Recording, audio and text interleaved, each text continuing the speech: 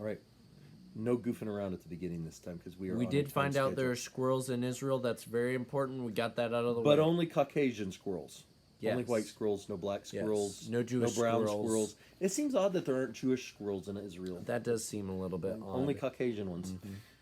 Well, Well, so white people invading everywhere, even the squirrel land. white squirrels invading everywhere. Yes. Yeah. And there are no squirrels on Antarctica or Australia, just in case that was important to Well, you. why would they need squirrels in Australia? They got kangaroos That's true. They're basically like just giant squirrels. Yeah. with pouches And jumpy things. and jumpy things. Okay. But anyway, So we're done with Second Chronicles. Well, why don't we start with the first one since it's the first because there wasn't a number with it. Oh yeah, I cut off the number when I copied Shame on and you. pasted. All All right, right, so yeah, In unison, no less. Yeah. Well, this one's going to be Ezra, yep. chapter Done. 7. We finished Second Chronicles. We on to did. Ezra. We did things. Ezra, chapter 7. I kind of expected more prayers in Ezra than there are. Which, It's not Nehemiah. well, I know, but I thought Ezra was a praying man. I mean, I guess he was a writing man instead because he's a scribe. That makes sense. Ezra chapter 7, verses 11 through 28. Well, to be fair, the prayer's only in verses 27 and 28, Okay, so we don't have to read all that. we'll skip to that then.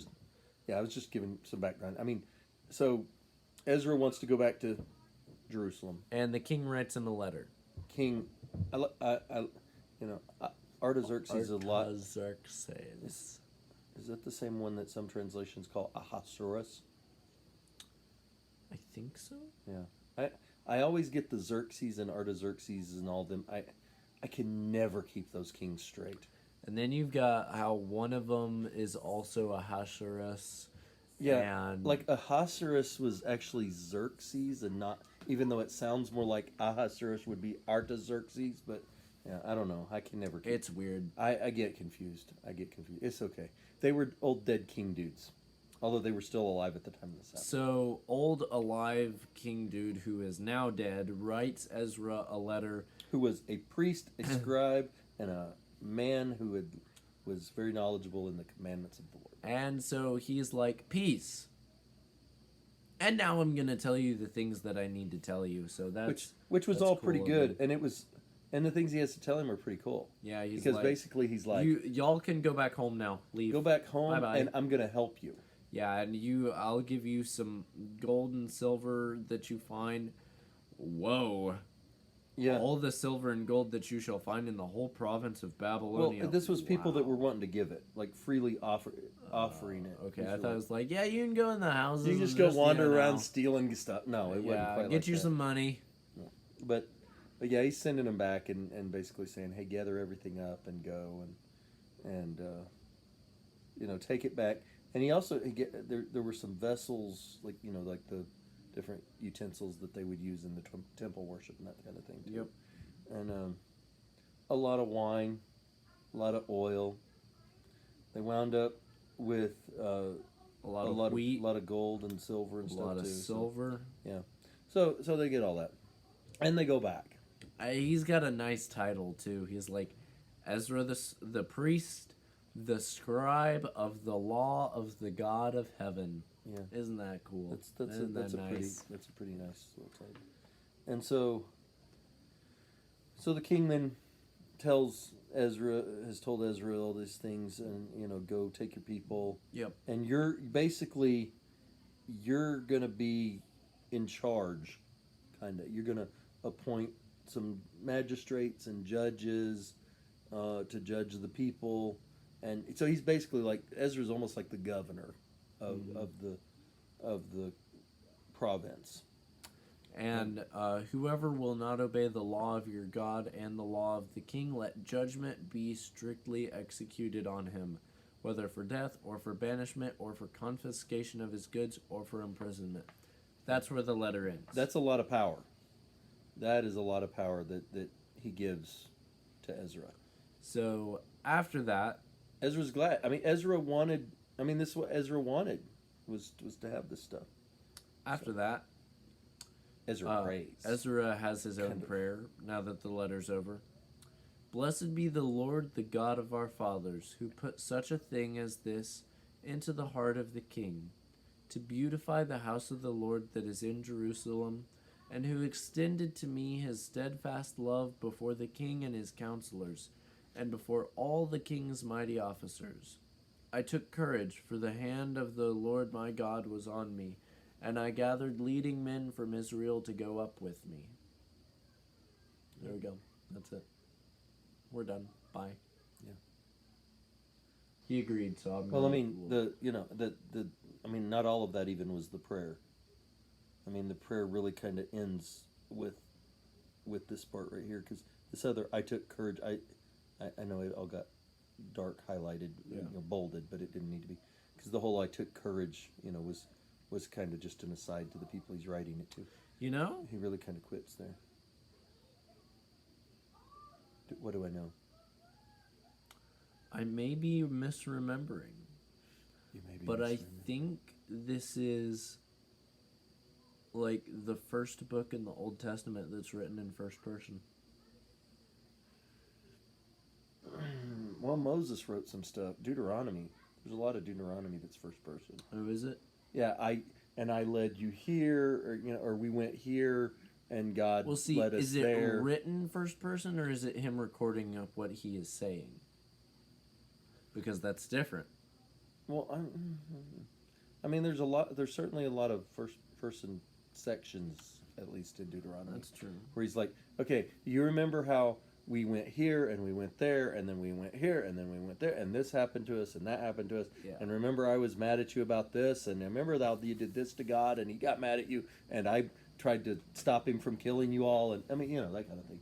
So it is the retelling. It's basically Moses just telling the next generation the story of what had come before. Yeah. So you could probably say it.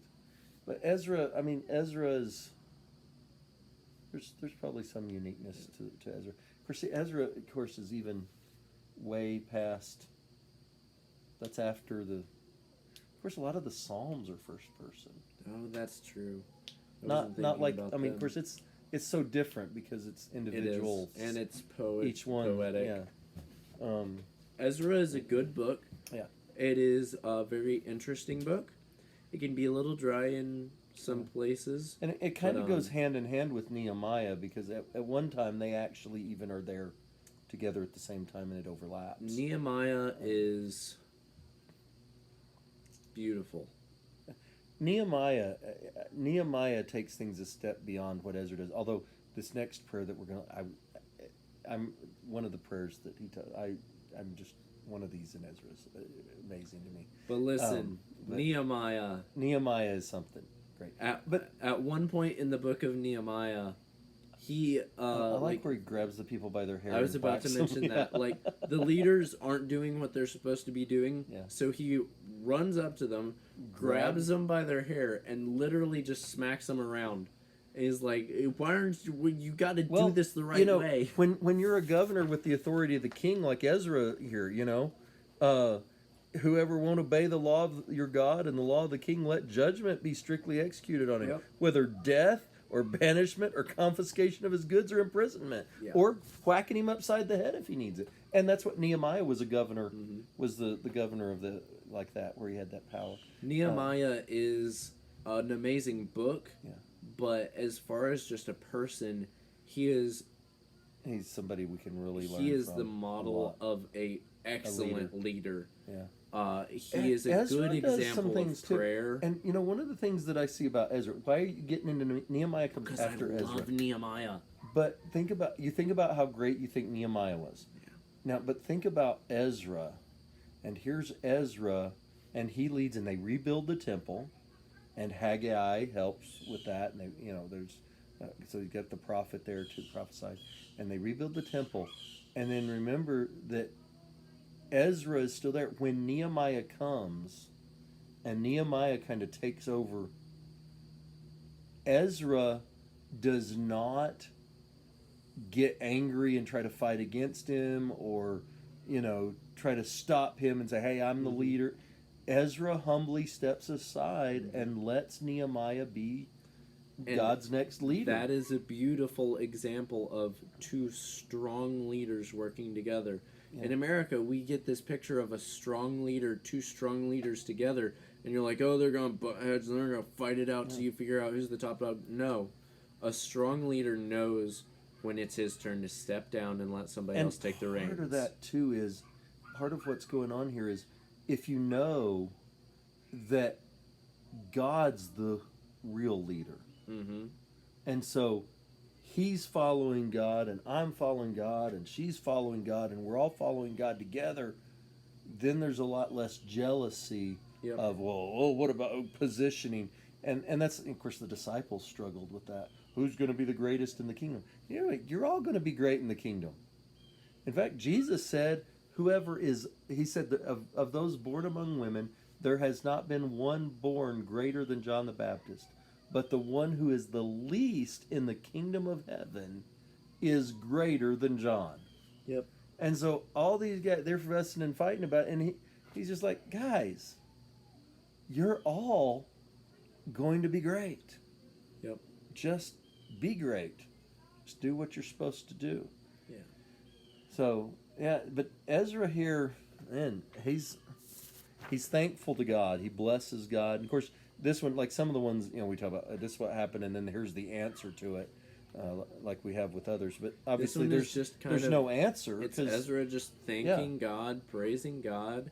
He's not really asking for anything, and we really haven't seen that up to this point. Not much. We've seen some instances where they'll thank God, praise God, and then ask for something. Or they asked for something, and then God did it, and then they thank God. Well, but we assume that he did ask God before, and that's just not recorded here. But I mean, think about what he's talking about, how he's blessing God, he's praising God, because God put it into the heart of the king to help beautify the Lord's house in Jerusalem. Yep. So God, just got the king to help build him a house. And this is not the first king that he got. Cyrus was before this. King Cyrus. With Zerubbabel? King Cyrus. Zerubbabel? It's one of those ubbables. There was a Zerubbabel that was there when Ezra comes. That was, he's mentioned in Ezra and Nehemiah. Zerubbabel is mentioned. I'm pretty sure that was the first group that went back to Babylon. There's like 3 or 4 groups that keep coming back. And I think it was it wasn't from Babylon. Well, I guess it was from Zerubbabel. Just the Babylonian era. Yeah. But Zerubbabel was the first group back under Cyrus. Ezra's the second group back under Artaxerxes. And then you have Nehemiah is the third group back. Yeah, and there's still, by the time Nehemiah gets there's still work to be done. Oh yeah, still work to be done. And is Nehemiah under Darius? You asked too many difficult questions. I can't remember. I told you I don't remember all those kings. No, I think Darius came before. Darius was Daniel's. Yeah, but see, Nehemiah makes reference to Daniel. That's why I'm wondering if it was. I don't know. Ezekiel makes reference to Daniel. That's true. I don't know. I don't remember. It's there's so much. I can't remember it all. Maybe I'm thinking of Ezekiel's reference to Daniel. Maybe Nehemiah doesn't make reference to Daniel. I don't remember Nehemiah mentioning Daniel. I thought he did, but I may be wrong. I don't know. It's possible, I suppose. We'll get into that once we get to Nehemiah. Yeah, which we will get to at some point. Yeah. Oh, that next one's going to be a long way. It's good we didn't do the next one. Look at that. Yeah. Page and a half. Yeah. But then that one's real short. Yeah. Yeah.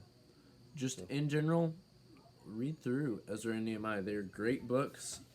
There are some sections. Great leaders. I will say there's a couple of chapters where it's basically just like, and this guy from this tribe brought these spoons and bowls and cups and Nehemiah has a section like that as well. Well, I mean they're pretty much the same section. I mean they're They're like nearly identical. That's They're true. like recording the same thing. But Nehemiah has a secondary section where he's also like, and this guy built this section of the wall. That one's cool though. There's so much you can learn from that. It is, but at the same time, like if you don't know what you're looking for, that is a very dry section. Yeah, but but there's some great stuff in there if you look is. deeply. And that's the thing. Sometimes we see the dry sections, but if we dig deeper into them, they're not as dry as we thought they were. Dry sections in the Bible are like Africa. Underground reservoirs, just dig a little. Just dig. Yeah. 'Cause, I mean, that is true. And sometimes you read things over and over and over and you never realize. Like we were talking about the other day where with Uzzah touching the ark. And, I mean, I'd never considered it. I've preached about that and talked about that and taught classes about that and never realized that the Ark of the Covenant was in Uzzah's dad's house for 20 years. Yeah. He very well may have grown up with the Ark of the Covenant in storage in his own father's house. One of my favorite ones was when we were looking at the dimensions and positioning of the Ark of the Covenant in the tabernacle. Yeah. And we were like, something didn't seem quite right. We realized that everyone has been thinking about the Ark of the Covenant wrong. How they have the poles on the long side. Right. The poles are on the short side. And how the setup was. The poles would have it's something about they're not allowed to be removed from the Ark of the Covenant. Yeah. I think so. The poles would have been on the short side. Ark of Covenant would have been like this, with the tabernacle going like this. The poles would have been running along the length of the inside of the tabernacle because of how long they were. Yeah, the poles were really long. Because if you turn them the other way, they're sticking out the sides. Mm-hmm. So it couldn't be that way. They couldn't go that way. Mm-hmm. So, yeah, lots of weird things that you just don't think about. And even the way that the tabernacle and all that, but the Ark of the Covenant, the way we think of it, we see like the angels reaching over this way, but it's supposed to be the mercy seat of God. Think of it like think of it like with the angels like reaching out behind, and then like on the two sides, and with their arms reaching on the back, so it's almost like a throne that God could come and sit on, instead of them like blocking it like that. And think of it like the priests But we don't have it, so we carrying can't a see it. litter. Yeah, like you would see them carrying up on their and whether the rings were at the bottom or the middle or the top of it too is a question. That is an interesting one. We don't know some of those things, and we don't have the Ark of the Covenant anymore to even find out the answer for sure on some of those things. But it's just kind of the standard way of doing things in that culture and at that time that was made. There are some interesting things to think about there in comparison. Well, this one did, only a verse and a half prayer, so it wasn't real long. Yeah. So and again, some just extra tidbits for the fun of it, because we like throwing extra tidbits. I mean, everybody likes a little sweet snack every once in a while. Mm-hmm. So we will hopefully see you next time. We got a big, long prayer next time. Ezra, I mean, he does some good praying. He does. Not a lot of prayers in his book, because a lot of it, remember, he's the scribe. So he's like writing, recording all the stuff, and he doesn't want to brag about all his prayers. Yeah. I prayed this. Let me write down my prayer for you. And I prayed this one. Let me write this prayer down for you. And even this one that we just talked about is almost more of a written prayer, kind of like the way Paul does sometimes when he's just like, he'll be talking about something God did, and he'll just be like, "Glory be to God for how great He is." He's just, and that's kind of what this is. He talks about all this stuff that the king did to help them, and gave them all this stuff, and provided for them to go there, and they got letters for safe passage and all this kind of stuff, and then he's like, "Oh, blessed be God for doing all this and getting the king to do it for, to do all this and help us and everything." So that's some wonderful stuff. All right, so we will see you next time. Don't know. I think actually next Sunday. I mean this is so this the following. This is the 3rd. So the 10th, October 10th. I think we're going to be starting back Sunday morning classes. So we won't be continuing. Well, we can still do this for Sunday nights because we won't be doing Sunday nights. We can still do it for Sunday night. We haven't been doubling you up on Sunday. We haven't been doing class and Sunday night. So Yeah. you can split it in half. Watch half of it for class and half of it for Sunday night. All right. So we will hopefully see you again next time. Bye.